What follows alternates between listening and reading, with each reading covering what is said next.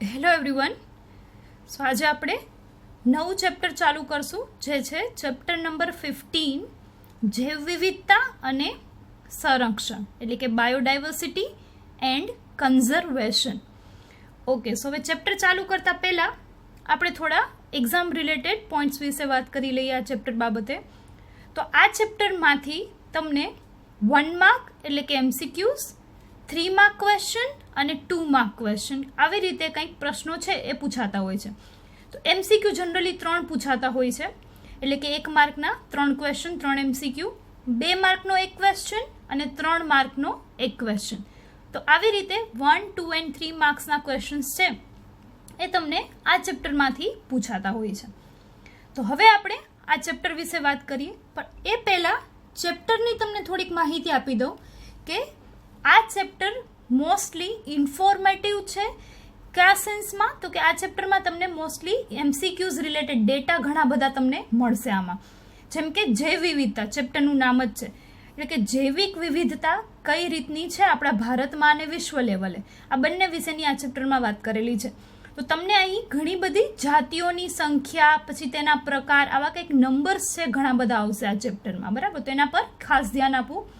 એના માટે તમે એક વસ્તુ કરી શકો, જેમ કે જેટલા પણ નંબર્સ આવે એ હવે જેમ આપણે ટોપિક આગળ સ્ટડી કરતા જઈશું તેવી રીતે તો ભણાવીશ જ હું તમને, બટ તમારે યાદ રાખવામાં ઇઝી રહે તેના માટે તમે એવું કરી શકો કે એક પેજ અલગ રાખો, જ્યાં પણ આવી ઇન્ફોર્મેશન આવે નંબર્સ રિલેટેડ જાતિઓ વિશેની, એને તમે એક પેજમાં અલગથી છે નોટ કરી શકો. એટલે જ્યારે પણ તમને કોઈ પણ ટોપિકમાં આપણે ભણતા હોઈએ ત્યારે આવા કંઈક નંબર્સ આવે તો તમે એ ડિટેલ છે તરત જ એ જે પેજ કોમન રાખેલું હોય ત્યાં તમે લખી શકો. તો આવું કંઈક તમે MCQ યાદ રાખવા માટે ટ્રિક્સ છે એ યુઝ કરી શકો, રાઈટ? તો એના માટે તમારે એક પેજમાં 2 પાર્ટ પાડી દેવાના. વન સાઈડ લખવાના નંબર્સ અને સૌથી પહેલાં લખવાનું પ્રકાર. એટલે જેમ કે ફોર એક્ઝામ્પલ આપણે વાત કરીએ તો કે કીડીની જાતિઓ છે 20,000 જેટલી જોવા મળે છે ભારતમાં, રાઈટ? તો પહેલાં લખવાનું જાતિઓ, પ્રકાર અને સામે નંબર. તો કીડીની જાતિઓ અને સામે એની સંખ્યા, તો કે 20,000. તો આવી રીતે 2 કોલમ કરી અને તમે એક અલગથી પેજ છે એ રાખી શકો. આખા ચેપ્ટર દરમિયાન થ્રુ આઉટ ધ ચેપ્ટર તમે જેટલી પણ આવી માહિતી આવે એને એક પેજમાં નોટ ડાઉન કરતી જવાની. ઓકે, સો હવે આપણે સ્ટાર્ટ કરીએ ચેપ્ટર નંબર 15. MCQ માટે પણ ખૂબ જ અગત્યનું 3 MCQ આમાંથી પૂછાતા જ હોય છે મિનિમમ, રાઈટ? કદાચ 4 પણ પૂછાઈ શકે, પણ 3 તો as per the blue print પૂછાય જ છે અને પૂછાયેલા પણ છે, બરાબર, પ્રીવિયસ એક્ઝામમાં. ઓકે, સો હવે આપણે ઇન્ટ્રોડક્શનથી શરૂઆત કરીએ સૌ પ્રથમ. તો તેમાં થોડાક MCQ રિલેટેડ પોઈન્ટ્સ છે તમારા માટે જાણવા જેવા. તો હવે જૈવ વિવિધતાની આપણે અહીંયા વાત કરીએ છીએ આ ચેપ્ટરમાં, અને સાથે તેમનું સંરક્ષણ. જૈવ વિવિધતા એટલે શું? પહેલાં તો કે જૈવ વિવિધતા એટલે કે સજીવોની વિવિધતા. એમાં પણ આપણે જો ભારતની વાત કરીએ તો ભારત ખૂબ જ વિશાળ અને વૈવિધ્યપૂર્ણ દેશ છે કે જેમાં ઘણી બધી પ્રકારની વિવિધતાઓ છે એ સજીવોને લક્ષીને જોવા મળતી હોય છે. હવે આ જૈવ વિવિધતામાં આપણે વાત કરીએ અહીં તો આવા બધા જ પ્રકારના સજીવોની જાળવણી કરવી એ પણ એટલી જ અગત્યની છે આપણા નિવસન તંત્ર માટે. જો કોઈ પણ જાતિ કે સજીવો છે એ ખોરવાઈ જાય, લુપ્ત થઈ જાય કે વિનાશ થઈ જાય તેમનો, તો પર્યાવરણને પણ ઘણું મોટું નુકસાન છે એ થઈ શકે છે. એટલે એમનું સંરક્ષણ કરવું પણ એટલું જ જરૂરી છે. તો તેના વિશે કંઈક વાત કરીએ. હવે સૌ પ્રથમ આપણે વિવિધતાની અહીં વાત કરી છે તો થોડાક એક્ઝામ્પલ લઈએ કે કઈ પ્રકારની વિવિધતાઓ. તો કે વિભિન્ન જાતિઓની વિવિધતાઓ. જાતિઓ એટલે શું? તો કે એક સાથે સમૂહ, બરાબર? જાતિઓ એટલે તો જેમ કે આપણે ફોર એક્ઝામ્પલ અહીં ઉદાહરણ આપેલા છે 4 કે કીડીઓની જાતિઓ છે એ કેટલી જોવા મળે છે? તો કે પૃથ્વી પર કીડીઓની 20,000 જેટલી અલગ અલગ જાતો છે એ જોવા મળતી હોય છે. ત્યારબાદ કીટકની વાત કરીએ, ભૃંગ કીટક સ્પેશિયલી, તો એની 3 લાખ જેટલી જાતિઓ છે એ જોવા મળે છે. હવે કીટક છે 3 લાખ પ્રકારના જોવા મળે છે.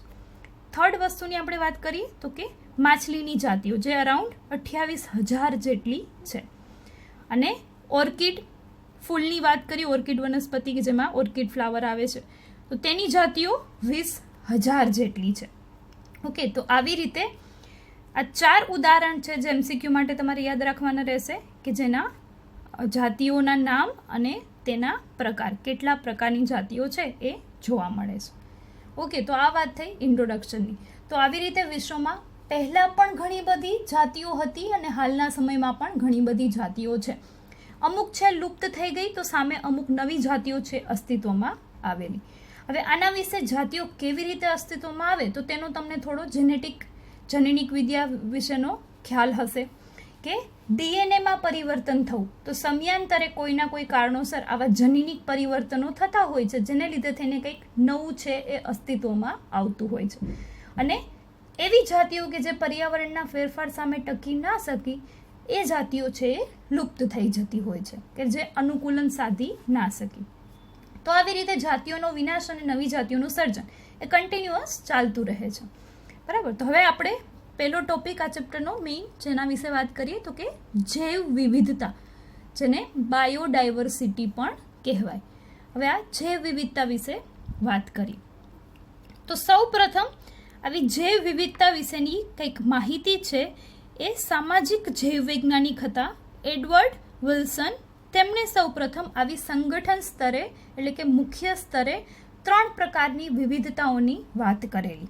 મુખ્ય 3 વિવિધતાઓ વિશે વાત કરેલી તેમણે, જેમાંની પ્રથમ છે જનીનિક વિવિધતા. ઓકે, હવે આ જનીનિક વિવિધતા વિશે આપણે વાત કરીએ સૌ પ્રથમ. તો જનીનિક વિવિધતા એટલે શું? તો કે જનીનિક સ્તરે આવતા ફેરફારો, જેને આપણે કહી શકીએ જનીનિક વિવિધતા. તો જેના ઉદાહરણ તમને આપેલા છે, તો સૌથી પહેલું છે ઔષધીય વનસ્પતિ જે જોવા મળે છે, જેનું નામ છે સર્પગંધા. જે આપણું દેશી કોમન નેમ છે સર્પગંધા, જેનું સાયન્ટિફિક નેમ છે રોલ્ફિયા વોમિટોરિયા, રાઈટ, દ્વારા ઉત્પન્ન થતું સક્રિય રસાયણ રીસર્પિન. હવે આ સર્પગંધા વનસ્પતિ છે એક રસાયણ ઉત્પન્ન કરે છે જેનું નામ છે રીસર્પિન. હવે આ રીસર્પિનની જાતિ પ્રમાણે, સર્પગંધાની જાતિ પ્રમાણે આ રસાયણમાં ક્ષમતા અને સાંદ્રતામાં ફેરફાર હોય છે. એટલે આ રસાયણની સાંદ્રતા છે એ આવી સર્પગંધાની અલગ અલગ પ્રજાતિઓમાં અલગ અલગ પ્રકારની જોવા મળે છે. હવે રીસર્પિન શું કામ ઉપયોગી છે એની વાત કરીએ આપણે પહેલાં તો કે આ રીસર્પિન છે એ સૌથી વધુ મેડિસિનલ પર્પઝમાં ઉપયોગમાં આવે, એટલે કે દવામાં. કઈ દવા? તો ખાસ કરીને તે વાસોડાયલેશન માટે વપરાય. વાસોડાયલેશન એટલે કે જે આપણી ધમનીઓ અને શિરાઓ છે તેમને પહોળી કરવી, બરાબર, એટલે કે વાસોડાયલેશન. તો આવું ખાસ કરીને હાઈ બ્લડ પ્રેશર, એટલે ઊંચું બ્લડ પ્રેશર હોય એવા વ્યક્તિઓને આવી રીસર્પિનમાંથી બનેલી મેડિસિન્સ છે જનરલી આપવામાં આવતી હોય છે, કેમ કે આવી નળીઓને તે પહોળી કરી દે, એટલે કે રુધિરનું છે પરિવહન સરળતાથી થઈ શકે, દબાણ છે ઉત્પન્ન થાય નહીં. તો આ રીસર્પિન, આના સિવાય તો કે કિડની રિલેટેડ બીમારીઓ, હાર્ટ એટેક, સ્ટ્રોક વગેરેની દવામાં આ રીસર્પિન યુક્ત રસાયણયુક્ત મેડિસિન્સ છે એ વપરાતી હોય છે. બીજા ઉદાહરણની આપણે વાત કરીએ તો કે ભારતમાં ખાસ કરીને ચોખાની 50,000થી પણ વધારે ભિન્ન જાતિઓ છે એ જોવા મળે છે. હવે 50,000થી પણ વધારે ભિન્ન જાતિ ચોખાની ફક્ત ભારતમાં જ જોવા મળે છે. તો તમે વિચારી શકો કે ચોખાની કેટલી બધી વધારે પ્રજાતિઓ છે એ વિશ્વભરમાં હોઈ શકે છે. તેનાથી વધારે વાત કરીએ આપણે તો કે કેરીની જાતો, 1,000થી પણ વધારે ભારતમાં અલગ અલગ કેરીની જાતો છે એ જોવા મળે છે, અને જે વિશ્વ આખામાં ટ્રાન્સપોર્ટ પણ કરવામાં આવે છે. ક્લિયર? તો આ વાત થઈ ગઈ જનનિક સ્તરે, કે જો જાતિ એકની એક જ છે, જેમ કે કેરી જ છે, પણ એના ઘણા બધા પ્રકાર છે. અને આવા પ્રકાર કેવી રીતે થયા? તો કે તેમના જનીનોમાં કાંઈ ને કાંઈ ફેરફાર કરી અને થોડો ઘણો છે પરિવર્તન કરવામાં આવ્યું, જેમ કે રંગમાં, ટેસ્ટમાં, પછી એની ગુણવત્તામાં, બરાબર. એટલે એક એવી વિવિધતા થઈ જનનિક વિવિધતા. તો પ્રથમ પ્રકાર. બીજો પ્રકાર છે જાતિ વિવિધતા. હવે જાતિ વિવિધતા એટલે શું? તો કે જાતિ સ્તરેની વિવિધતા. હવે ઉદાહરણ તરીકે આપણે વાત કરીએ તો પશ્ચિમ ઘાટના જે ઉભયજીવી છે તેની જાતિઓની વિવિધતા પૂર્વીય ઘાટ એટલે કે ઈસ્ટર્ન ઘાટ કરતાં ખૂબ જ વધારે છે. એટલે પશ્ચિમમાં ઉભયજીવીઓની ઘણી બધી જાતો છે જોવા મળતી હોય છે, જ્યારે પૂર્વ ઘાટમાં તે ઓછી સંખ્યામાં. આવું શું કામે હોઈ શકે? તો કે વાતાવરણ, બરાબર. જ્યાં અનુકૂલિત વાતાવરણ હોય ત્યાં વિકાસ છે એ સારો થાય, એ આપણને ખ્યાલ છે, બરાબર. તો એટલે આવું પશ્ચિમ ઘાટમાં છે એ વધારે વિવિધતા જોવા મળતી હોય છે. તો આ એક ઉદાહરણ થઈ ગયું જાતિ વિવિધતાનું. ત્યારબાદ આપણે થર્ડ વાત કરીએ તો કે પરિસ્થિતિકીય વિવિધતા. આ વિવિધતા નિવસન સ્તરે કરવામાં આવેલી છે. પરિસ્થિતિઓ એટલે કે અલગ અલગ પરિસ્થિતિઓ હોવી, જેમાં સૌથી વધારે આપણને ભારતમાં આનો ખૂબ જ મોટો ફાયદો રહે છે, કેમ કે ભારત છે એ વૈવિધ્યસભર દેશ છે, જેમાં દરેક પ્રકારની આબોહવા, દરેક પ્રકારના અનુકૂલનો સાધી શકાય તેવા પ્રકારની જમીનો અને વાતાવરણ, આબોહવા છે એ અવેલેબલ છે, બરાબર, હાજર છે. તો એના વિશેની આપણે વાત કરીએ. પરિસ્થિતિકીય વિવિધતા, તો કે નિવસન સ્તરેની વિવિધતા છે. ઉદાહરણ લઈએ તો કે ભારતમાં ખાસ કરીને રણ પ્રદેશો, વર્ષાવનો, દરિયા કિનારાના ક્ષારયુક્ત વિસ્તારો, પરવાળાના ટાપુઓ, ભેજયુક્ત ભૂમિ, પછી વેલાંતમુખી પ્રદેશો એટલે કે નદી કિનારાના આસમાનના દલદલના પ્રદેશો, પહાડો પરની વનસ્પતિઓ કે ઘાસના મેદાનો. તો આવા ઘણા બધા પ્રકારની જમીનો છે, પર્યાવરણ છે એ ભારતમાં જોવા મળે છે. આથી દરેક પ્રકારના સજીવો છે એ અહીં પોતાની અનુકૂળતા મુજબ અનુકૂલન સાધી શકે છે, બરાબર. તો આ વાત થઈ ગઈ પરિસ્થિતિકીય વિવિધતાની. તો અહીં આ 3 મુખ્ય પ્રકારની વિવિધતા કે જે એડવર્ડ વિલ્સન વૈજ્ઞાનિક દ્વારા આપવામાં આવેલી હતી, જનીનિક વિવિધતા, જાતિ વિવિધતા અને પરિસ્થિતિકીય વિવિધતા, એના વિશે આપણે વાત કરેલી. હવે એક અનુમાન અનુસાર કે આવી વિવિધતાને આવતા એટલે કે બનતા નવી જાતિઓ અસ્તિત્વમાં આવતા લાખો વર્ષો લાગે છે ઘણી વખત, બરાબર. પરંતુ જાતિ ગુમાવવામાં એટલો સમય લાગતો નથી. અને જો હાલના દર મુજબ એટલે કે વર્તમાન સમયમાં જે રીતે જાતિઓ લુપ્ત થાય છે એ દર મુજબ જો આવો વર્તમાન સમયમાં આવી પ્રક્રિયાઓ ચાલુ રહેશે લુપ્ત થવાની, તો એક માન્યતા અનુસાર આ બધી જ આપણી વૈવિધ્યપૂર્ણ સંપત્તિ છે સજીવોની, તેને આપણે 2 સદી કરતાં પણ ઓછા સમયમાં ગુમાવી શકીએ છીએ.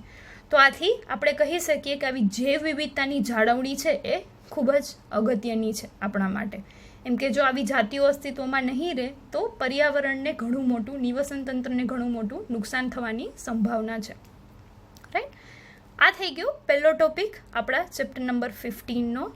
હવે એના પછી આપણે વાત કરશું પૃથ્વી પર તથા ભારતમાં વસતી જાતિઓ વિશેની કંઈક, જેમાં ફરી પાછું અગેઇન MCQs માટેના પોઈન્ટ્સ છે, ખૂબ જ છે.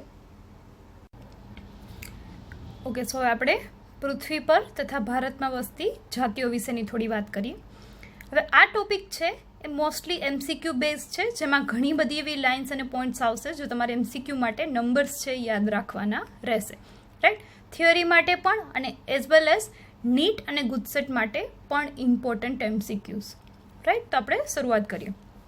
હવે સૌ પ્રથમ આવી કંઈક કુલ જાતિઓ વિશેના અનુમાન લગાવવામાં આવ્યા. સૌ પ્રથમ તો ઘણા બધા વૈજ્ઞાનિકોએ, ઘણા બધા સંગઠનોએ, ઘણા દેશોએ કંઈક અલગ અલગ પોતાના મંતવ્ય આપેલા. તો એના વિશેની આપણે સૌ પ્રથમ તો વાત કરીએ કે કુલ જાતિઓ એટલે કે પ્રાણીઓ પ્લસ વનસ્પતિઓ, તેના વિશેની શું માહિતી છે એ આપવામાં આવેલી. તો સૌ પ્રથમ 2004માં IUCN એટલે કે international union for conservation of nature and natural resources, તેના દ્વારા કુલ જાતિઓની કંઈક માપદંડ છે આપવામાં આવેલું. તો કે વનસ્પતિ પ્લસ પ્રાણી જાતિઓની કુલ સંખ્યા તેમણે કીધું કે 1.5 મિલિયન કરતાં પણ વધારે છે. પરંતુ ઉષ્ણકટિબંધ વિસ્તારમાં હજુ મોટા પ્રમાણમાં જાતિઓની શોધ છે એ બાકી છે. એટલે જો આપણે કુલ સંખ્યાઓ વિશે જ્યારે વાત કરતા હોય ત્યારે આપણે ક્યારેય પણ કોઈ પણ વ્યક્તિ કે કોઈ પણ સંસ્થા સચોટ માહિતી છે એ આપી શકે નહીં, અંદાજિત જ હોઈ શકે. એમ કે આખી દુનિયામાં રહેલી કુલ જાતિઓની તમે ક્યારેય પણ ગણતરી કરી શકો નહીં. શું કામે? એમ કે જ્યાં સુધી તમે છેલ્લી સંખ્યાએ કોઈ પણ છેલ્લી જગ્યાએ પહોંચો કે જ્યાં તમારે હવે ગણતરી કરવાની બાકી છે, ત્યાં સુધીમાં આગળની જગ્યાઓમાં એવું બને કે અમુક જાતિ છે નષ્ટ પણ થઈ ગયું અથવા કંઈક નવી છે અસ્તિત્વમાં પણ આવી ગઈ હોય. તો આમ આ રીતે આપણે વિશ્વની કુલ જાતિઓનો ચોક્કસ અનુમાન તો ન જ લગાડી શકીએ, પરંતુ એક અંદાજ જરૂર લગાડી શકીએ કે આટલી કંઈક હોવાની શક્યતા છે, રાઈટ. તો સૌ પ્રથમ કહેવામાં આવ્યું કે 1.5 મિલિયન કરતાં વધારે છે. તેના પછી વાત થઈ તો કે કેટલાક અભ્યાસ મુજબ કહેવામાં આવ્યું કે વનસ્પતિ પ્લસ પ્રાણીઓની જાતિઓની સંખ્યા છે એ 20 થી 50 મિલિયન જેટલી છે, એટલે કે 2 થી 5 કરોડ જેટલી છે. હવે આ પણ કંઈક થોડું વધારે અનુમાન હતું. તો રોબર્ટ મે દ્વારા, વૈજ્ઞાનિક છે, તેમના દ્વારા કરવામાં આવેલ એક સચોટ અંદાજ પ્રમાણે વૈશ્વિક જાતિ વિવિધતા લગભગ 7 મિલિયન એટલે કે 70 lakhs 70 લાખ જેટલી છે એવું તેમણે કીધેલું. તો છેલ્લે સ્વીકૃત છે એ રોબર્ટ મેનનું અનુમાન રાખવામાં આવેલું કે લગભગ 7 મિલિયન જેટલી કુલ જાતિઓ છે. કુલ એટલે કે વનસ્પતિ પ્લસ પ્રાણીઓ આ બંને આવી ગયા એમાં, રાઈટ. તો હવે આપણે કંઈક સંખ્યાકીય આંકડાઓ વિશેની વાત કરીએ તો જેને કહેશું આપણે જૈવ વિવિધતા.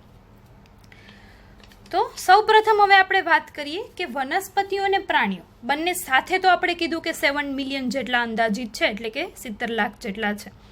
તેમાંથી કોણ વધારે છે, પ્રાણીઓ વધારે છે કે વનસ્પતિઓ વધારે છે? તો તેના વિશે વાત કરીએ તો કે કુલ જાતિઓના લગભગ 70% જેટલા તો પ્રાણીઓ જ છે, બરાબર. એનો મતલબ બાકીના 30%માં વનસ્પતિઓ આવે. પણ જો એમાં હવે ખાલી વનસ્પતિઓ જ ન આવી શકે, સૂક્ષ્મ જીવો પણ છે ઘણા બધા, રાઈટ. તો બાકીના 30%માં હવે સૂક્ષ્મ જીવો પણ આવી ગયા અને વનસ્પતિ પણ આવી ગઈ. તો હવે આપણે વનસ્પતિઓની વાત કરીએ તો કે કુલ વનસ્પતિ એટલે કે જેમાં આવી જશે લીલ, ફૂગ, દ્વિઅંગી વનસ્પતિઓ, અનાવૃત બીજધારી અને આવૃત બીજધારી વનસ્પતિઓ છે. કેટલી છે તો કે 22% જેટલી છે, તેનાથી વધારે તો નથી જ. એટલે કે 70% કુલ જાતિઓના છે પ્રાણીઓ અને 22% જેટલી છે વનસ્પતિઓ. ક્લિયર? તો હવે પ્રાણીઓની આપણે વાત કરીએ કે 70% જેટલા પ્રાણીઓ છે એમાં પ્રાણીઓમાં પણ સૌથી વધુ કઈ જાતિઓ છે જોવા મળે છે તો કે સૌથી વધુ જાતિ સમૃદ્ધિ છે. એટલે કે 70% જે પ્રાણીઓની જાત હતી એને આપણે હવે 100% ગણીએ તો પ્રાણીઓમાં પણ 70% કરતાં વધારે કોની જાતો છે? કીટકોની. આ ખાસ યાદ રાખજો કે પ્રાણીઓમાં સૌથી વધુ કીટકોની જાત છે જે તેના 70% કરતાં પણ વધુ છે. એટલે આપણે એવું કહી શકીએ કે દરેક 10 પ્રાણીઓએ 7 કીટકો છે, રાઈટ. તો આ વાત થઈ ગઈ પ્રાણીઓ વિશેની. હવે આપણે વાત કરીએ ફૂગની જાતો વિશે જેને આપણે વનસ્પતિની સંખ્યામાં આવરી લીધેલ છે. તો કે ફૂગની જાતો વિશ્વમાં કેટલી છે? તો તેની સંખ્યા એ મત્સ્ય, ઉભયજીવી, સરીસૃપ તથા સસ્તનોની જાતિઓની કુલ સંખ્યા કરતાં પણ વધારે છે. ફૂગની જાતો છે. ક્લિયર? તો આ યાદ રાખજો, તમને 4 ઓપ્શન્સમાં આવી શકે કે કોના કરતાં ફૂગની જાત છે વધારે છે. તો મત્સ્ય, ઉભયજીવી, સરીસૃપ તથા સસ્તનો આ ચારેય કરતાં ફૂગની જાતો છે વધુ છે. હવે આ જે કંઈ પણ અંદાજ લગાડવામાં આવ્યો છે તેમાં ક્યાંય પણ આપણે આદિકોષ કેન્દ્રીય સજીવો એટલે કે બેક્ટેરિયા જેને આપણે કહીએ સૂક્ષ્મજીવો તેના વિશેની આપણે જો ક્યાંય પણ માહિતીઓની વાત કરેલી નથી. જેમ કે પ્રાણીઓની વાત કરી, વનસ્પતિની વાત કરી, પરંતુ હવે બેક્ટેરિયાની વાત કરી નથી. શું કામે? કેમ કે આવી બેક્ટેરિયાઓની કુલ જાતો વિશેની માહિતી કે અંદાજ લગાડવો સંભવ જ છે નહીં. પહેલાં તો એ નરી આંખે જોઈ નથી શકાતા. બીજા નંબરમાં એવું જરૂરી નથી કે જેટલી સંખ્યાઓ આપણે શોધેલી છે તેના સિવાયની હવે કોઈ પણ હાજર છે જ નહીં વિશ્વમાં. એમ કે આપણને દેખાતા નથી, તેથી આપણે અનુમાન જ નથી લગાવી શકતા કે કુલ કેટલા પ્રકારના બેક્ટેરિયા છે એ હોઈ શકે છે. બીજા નંબરમાં હવે આવી જાતોને જોવા અને તેમને પકડવા માટે આપણે જેને કહી શકીએ પ્રયોગશાળામાં પ્રયોગો કરવા પડે, બરાબર. તો હવે આવા જાતોનું સંવર્ધન છે એ બધી જ જાતોનું સંવર્ધન પ્રયોગશાળામાં એટલે કે લેબોરેટરીમાં પોસિબલ છે નહીં, સંભવ છે નહીં. એટલે તેની કોઈ અંદાજિત માહિતી પણ આપણે આપી શકતા નથી, બરાબર. આથી એના વિશેનું વર્ણન છે કરવામાં આવેલું નથી અહીં. પરંતુ જો માપવામાં આવે તો એક અંદાજ પ્રમાણે તે લાખોમાં પહોંચી શકે, કેમ કે આવી સૂક્ષ્મજીવોની ઘણા જ બધા પ્રકારની જાતો છે અવેલેબલ છે, જેમાં બેક્ટેરિયા પણ આવી જાય, વાયરસ પણ આવી જાય, મેક્રોફેજ પણ આવી જાય, બધા જ આવી જાય, બરાબર.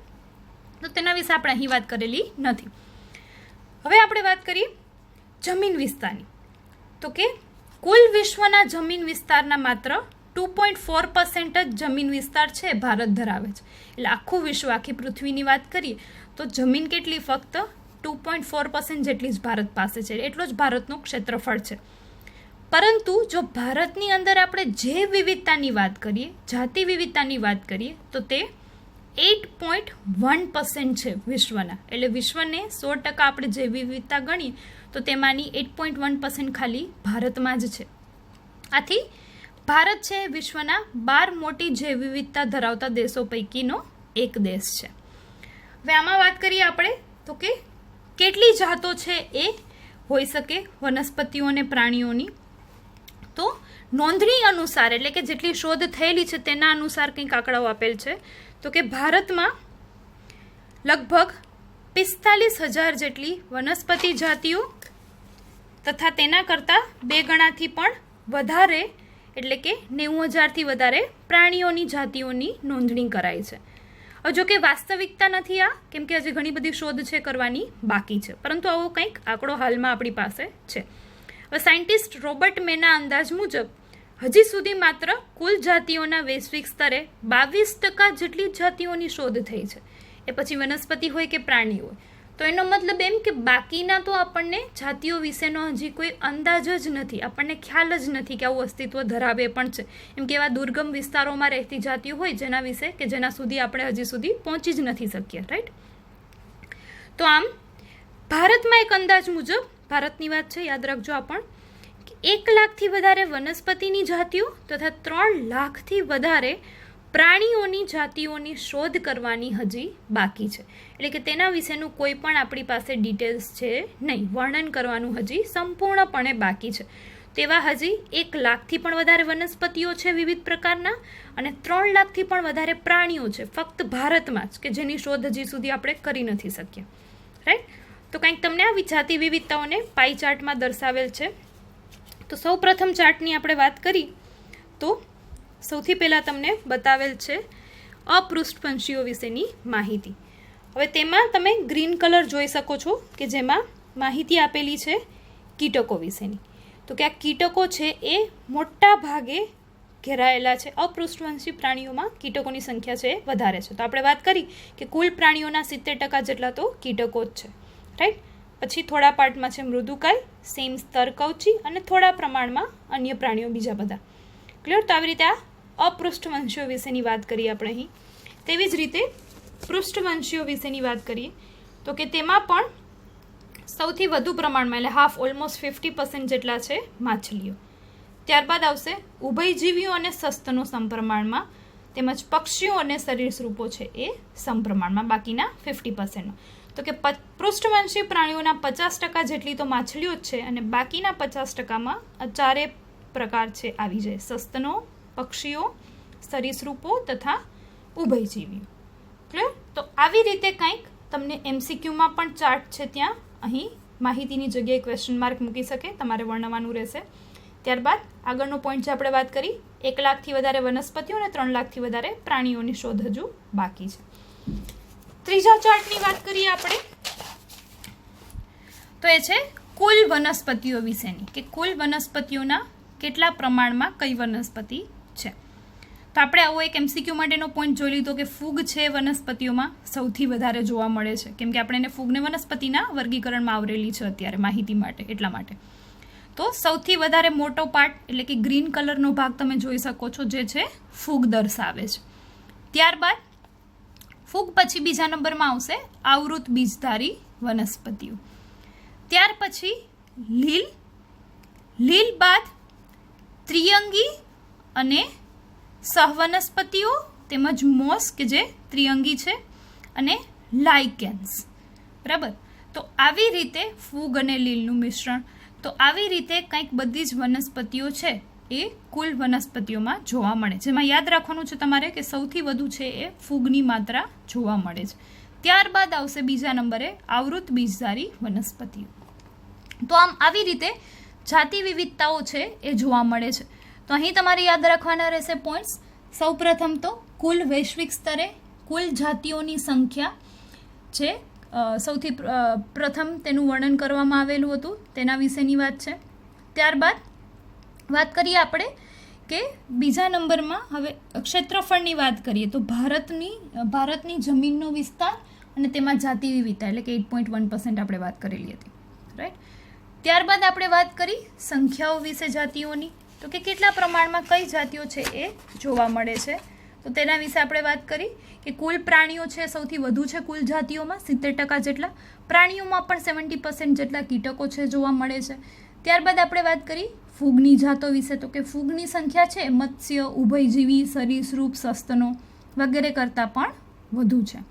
તો આમ MCQ માટેના પોઈન્ટ્સ ખાસ યાદ રાખવા ટોપિકમાંથી. નેક્સ્ટ ટોપિક છે તમારો જૈવ વિવિધતાના પ્રતિરૂપો અને ભાતો, જેને 2 ભાગમાં વિભાજિત કરવામાં આવેલું છે, જેમાંથી તમને MCQ માટેના પણ પોઈન્ટ્સ ઇમ્પોર્ટન્ટ છે અને લોંગ ક્વેશ્ચન 3 માર્કનો ક્વેશ્ચન પણ પૂછાઈ શકે, જેની ચર્ચા આપણે નેક્સ્ટ લેક્ચરમાં કરીશું. તો આ લેક્ચરમાં જેટલા પણ તમને હવે માહિતીસભર પોઈન્ટ્સ આવેલા છે તેને મેં તમને શરૂઆતમાં કીધેલું એ પ્રમાણે એક અલગ પેજમાં આવી માહિતી છે શોર્ટમાં તમે એકઠી કરી શકો, જેથી એમસીક્યુની પ્રિપરેશન ટાઈમે તમે એને અલગથી રીડ કરી શકો, એટલે યાદ રાખવામાં સરળતા રહે તમને. Clear? Okay, so will talk about some more topics in next lecture. Thank you.